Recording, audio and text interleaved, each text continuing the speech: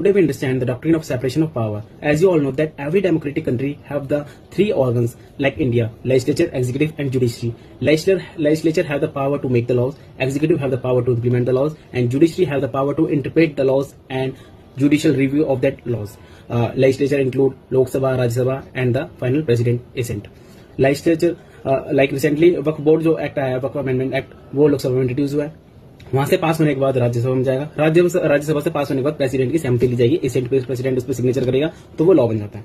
Then वो law को implement करता है कंट्री में एग्जीक्यूटिव का काम होता है, ठीक है, वो कंट्री में लॉ को इंप्लीमेंट करने का। देन जुडिशरी का क्या काम है, उस लॉ को देखेगी कि हाँ इंटरप्रेट करेगी कि लॉ सही बना है नहीं बना, ठीक है, जुडिशियल रिव्यू का काम करेगी और जस्टिस प्रोवाइड करेगी। ये हमारी कंट्री का ये ऑर्गन्स का काम है। अब इसका देखो पर्पस क्या था, क्यों रखेंगे ये तीन ऑर्गन, क्योंकि देखो बर्डन कंट्री अच्छे से रन करे, किसी एक सिंगल पर्सन के पास सारी पावर्स ना है। जैसे कि डिक्टेटरशिप कंट्री होती है, तानाशाही जो चलती है, लाइक नॉर्थ कोरिया देख लो। नॉर्थ कोरिया में जो किम जोंग उन व्हाटएवर, उसके पास सारी पावर है, वही लॉ बना लेता है अपने तरीके से, कैसे इंप्लीमेंट कर देता है। जुडिशरी का भी वही है, ठीक है। तो ऐसे ना होकर पावर को डिस्ट्रीब्यूट कर दिया है ताकि तीनों एक दूसरे को चेक एंड बैलेंस कर ले कि लेजिस्लेटिव सही से काम कर रहा है, जुडिशरी चेक कर लेगी, जुडिशरी एग्जीक्यूटिव को चेक कर लेगी, एग्जीक्यूटिव भी लॉ बनाते हैं।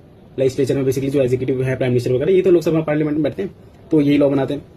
चेक एंड बैलेंस का काम करते हैं तीनों, मतलब कि तीनों के पास इंडिपेंडेंट वर्क तो है लेकिन दूसरे के ऑर्गन्स को चेक कर सकते हैं, ठीक है, कि क्या चल रहा है क्या नहीं। देखो जुडिशरी है, पार्लियामेंट है, ठीक है, तो एग्जीक्यूटिव है, तो ये तीनों का चेक एंड बैलेंस का काम होता है। पावर्स हमने डिस्ट्रीब्यूट कर रखे हैं, यही basically doctrine of separation of power का प्रिंसिपल है और बहुत वाइडली ओवर द वर्ल्ड इसको यूज करा जाता है इस प्रिंसिपल को।